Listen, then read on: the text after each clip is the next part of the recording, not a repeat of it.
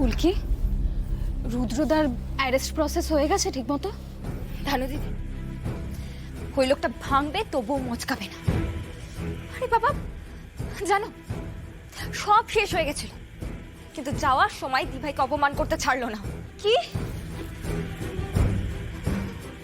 ওকে আমি একটা থাপ্পড় মেরেছিলাম শুধু। কি ইচ্ছে করছিল জানো? মেরে একদম ওর মুখটা ভেঙে দিতে, কিন্তু সেটা পারলাম কই? সেটা করলেই তো হাজারটা কথা হতো সেটা নিয়ে, তাই না?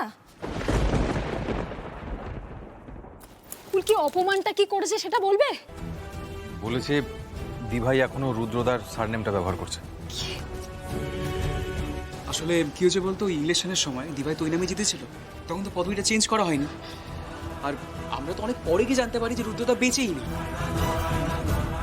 আচ্ছা, বলছিলাম যে যে কাজটা আগে করা হয়নি সেটা তো এখন করাই যায়, মানে শুধরে নিলেই তো হয়। কি ধানসিঁড়ি হয় না? একেবারেই হয়। দিভাই, এই দিভাই, কোনো চিন্তা করিস না, আমি ব্যবস্থা করছি দিভাই। ওই জঘন্য লোকটার সঙ্গে আমাদের পরিবারের আর কোনো সম্পর্ক থাকবে না।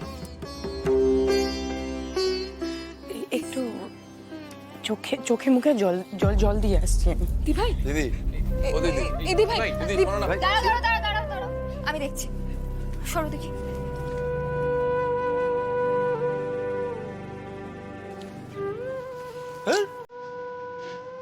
স্ট্রেসফুল এনভায়রনমেন্ট, একটার পর একটা যা তা ঘটনা ঘটেই চলেছে।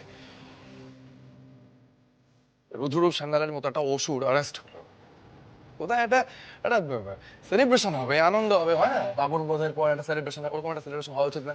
একদম ঠিক কথা, আমি তো সহমত। আরে বাবা, কে কি ভাবলো, কে কি বললো, তাতে আমাদের কাজ কলা। এই কথাটাই ওই দিভাই আর ফুলকিকে বোঝাতে হবে। আচ্ছা অরণ্যদা, তুমি বরং একটা সেলিব্রেশনের ব্যবস্থা করেই ফেল। হ্যাঁ, আমি তো করে ফেলতেই পারি, কিন্তু তোমাদেরকেও যোগ দিতে হবে, আমি তো সবসময় রেডি। অরণ্যদা, আমরা অলওয়েজ রেডি। হ্যাঁ, এই তাহলে চল না, আমরা সবাই মিলে দিভাই আর ফুলকিকে একটা সারপ্রাইজ দিই। হয়ে যাক। হয়ে যাক। হয়ে যাক, হয়ে যাক, হয়ে যাক, হয়ে যাক, হয়ে যাক, হয়ে যাক, হয়ে যাক।